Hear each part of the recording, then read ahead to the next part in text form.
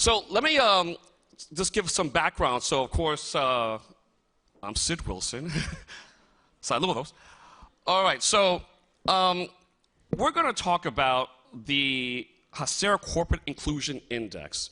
At the Hispanic Association on Corporate Responsibility, the work that we do is not only advancing Hispanic inclusion in corporate America, but also holding corporate America accountable when it comes to inclusion. And so one of the key things that we use as our corporate accountability tool is our Corporate Inclusion Index. And so we've been using this survey now for almost 12 years. And this is what we do when we are out in corporate, talking to companies, that when a company says that we stand for Hispanic inclusion, our answer is, okay, let's measure it. Because we know that what gets measured gets done. And so I'm going to click to, okay. So really quickly about HACER. We have been around since 1986, and our mission is to advance Hispanic inclusion in corporate America. The four pillars are these areas that we measure. It's employment, procurement, philanthropy, and governance. And I'm going to hone in more on these in just my very brief remarks, because I'm going to do in about 8 minutes what I normally would do in about an hour. But we're going to just, but the rest of the stuff is available on our website. I also want to acknowledge our board of directors. So all those organizations, you all recognize them. Many of my board members are here. For those board members that are here, please stand up so that you can be recognized. I know I see Cindy, I see Dr. Andrade, I know Marco Davis was here earlier. I know many of our existing board directors. So thank you so much. Thomas Savino, our vice chairman. Thank you so much. This is our board of directors, and we got started 35 years ago because we recognized that importance that we must do more to advance Hispanic inclusion in corporate America. We do a lot of research. We have an in-house HACER Research Institute that we do to have team members that are doing different research reports, and these are just some of the examples that we do. And where we're going to focus on is our HACER Corporate Inclusion Index. This is, I'm only going to be sharing the aggregates. We're not going to be naming like which company did this, which company did that. What we do is that we ask companies to voluntarily participate. And this is where partnering with every one of you, partnering with We Are Human, when we're having those conversations with corporate America and saying, you know, how are you measuring success? How are you measuring your moving the needle when it comes to Hispanic inclusion? And so that is one of the things that we suggest whenever we're talking to companies. I'm happy to say that in this past survey, 94 companies said sí. They said yes, that we will participate in the survey. And so I want to share just some of the aggregates. So I'm going to start with employment. And so here's, you know, when you look at these numbers, the yellow is 2020, the blue is 2021. And at the very top left is the overall aggregate score that we give to a company. It's 3 out of 4 plus a results one for 4, so a total of 4 stars, which means that it's good, but it needs work. But here's the areas with a lot of significant areas of improvements. While we're seeing 15.7%, and by the way, this is a sample data. This is not a population data. For those of you that understand statistics, there's sample and then there's population. So the numbers are naturally going to be skewed a little higher than what you do if you see a population data. But Hispanic employment, you know, it has been held rather steady. Oops, how do we go back to that slide previously? There we go, thank you. Here's one thing that I think troubled me, Hispanic interns. So you will see that the number of Hispanic interns actually dropped. It didn't go up in 2021.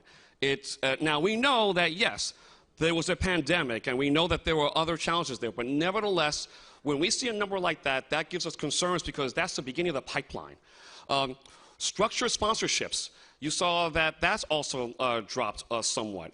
And goals and metrics saw quite a bit of a drop. Now, when we talked to companies, they said, well, yes, we were in a pandemic, and we know that there are challenges. We believe that actually when we get to our 2022 survey, that some of that will begin to improve. But the key thing is that when we look at employment outcomes, and we see things like diversity recruiting going up, how they track voluntary and involuntary turnover, like why are employees staying or leaving, and also leveraging their ERG groups for recruitments, which is great, but as you can see, it's at 86%. But I want to know, what are the 14% that are not doing? Why are they not leveraging their ERG groups to help with their recruiting? So these are areas that we know are areas that need attention. Let me go to, and here again is looking at this. And by the way, I wouldn't delve too deeply on the actual statistics. What you're looking at are the trends. And so DEI programming, we saw that, of course, naturally that increased because a lot of people were going virtually. So so all these areas that are synonymous with going virtually naturally saw an increase. All these areas, DEI, time off, flexible work schedule, and so these are the things that that we look at. Now we go to procurement. For those of you that know anything about supply diversity, you know that this is a problem. And what you're seeing here is an example right there. Only 2 out of the possible 4 stars with a result star for a total of 3 out of 5. But when you look at these statistics, is that it's not just that it's a challenge, is that if you look at 2021, you'll see that the numbers went down. Certification assistance, financial assistance, incentive for Tier 1, incentive for leaders, accountability metrics, all went down. And so again, this is actually the results of the survey that we saw. So while we are concerned that we see these trends, it does mean that it needs more attention. Now, when we're looking at, and again, this is sample. I want to emphasize, this is a sample. This is not population. So, while we did see some improved tracking in Tier 2, we know that still needs significant attention. And so, among the things that we need to see on procurement, but we know that procurement has been a significant problem. But when you look at DEI prioritization, and we're seeing that, yes, those are increases, but tools of technology, I mean, look at that, no change, and staff budgeting, 61%, no change at all. And while we did see improvements in spending and more for recruiting, it means that there must be more attention when we're talking about not only supply diversity, but also business diversity. And this is why it's so important that corporate America do more. And so, now we're going to get to philanthropy. This is our third of our 4 pillars. This, again, we know that we were in a pandemic, so philanthropy might be skewed, but yet, look at foundation giving from 41 down to 32, in-kind from 31 down to 20, tracking volunteer hours from 37 to 21, and the only area that saw only minor changes is calculating data for volunteer hours, and then tracking the actual organizations that are benefiting this. So we know that philanthropy needs significantly more attention. And so, but we also know that companies are doing well in providing structured support for their giving and volunteer programs, support by management, strategic plan for giving. So these are areas that we know need more attention. And so it's a challenge, but we know nevertheless it needs further attention. And then I'm going to just go through the slides rather quickly, but here we're seeing, of course, DI prioritization is very, very high. Again, tools of technology, staff budgeting, all these things that we measure. So these are very important. And I want to save governance for last. So this is one we've been talking about a lot. Now remember, these are sample, but who can see the bars there? You almost can't see it. That tells you a lot if you're having a hard time seeing it.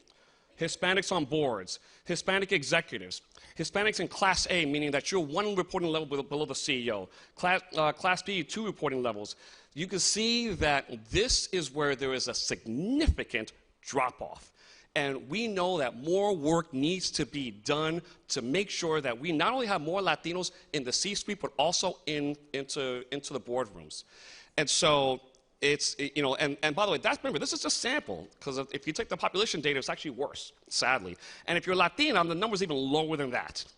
And so that's something that we have to recognize, that we have to make sure that we're lifting all of us up, including our Latinas, because these numbers are things that need attention. But we know that there's attention on diversity goals and metrics, DI employees in terms of their relationship with the CEOs. It's gone up, but it's still not where it should be. But nevertheless, we know that it's going in that right direction. And so these are the key things that I want to make sure I show. And then let me see if I can get to this next slide, because I'm almost finished. Okay, and I think this is probably my last slide. But again, you know, governance, DI prioritization, of course, is high. Tools and technologies, but these are the areas. Diverse recruiting, that number is not isn't the best, but nevertheless, we have work to do in this area. So I want to make sure that again, I wanted to get through these slides. And is it going? There we go. Okay, just a quick thank you, and just let everybody know that you can see all this stuff on the website. But I wanted to share this with you because of the fact that this is why it's so important that it's not just about making sure that we make diversity, equity, and inclusion important, but that it's about accountability. And so thank you to Claudia. Thank you to We All Human. Thank you to our SET board. And we hope to see more of this data-driven information. Thank you, everybody.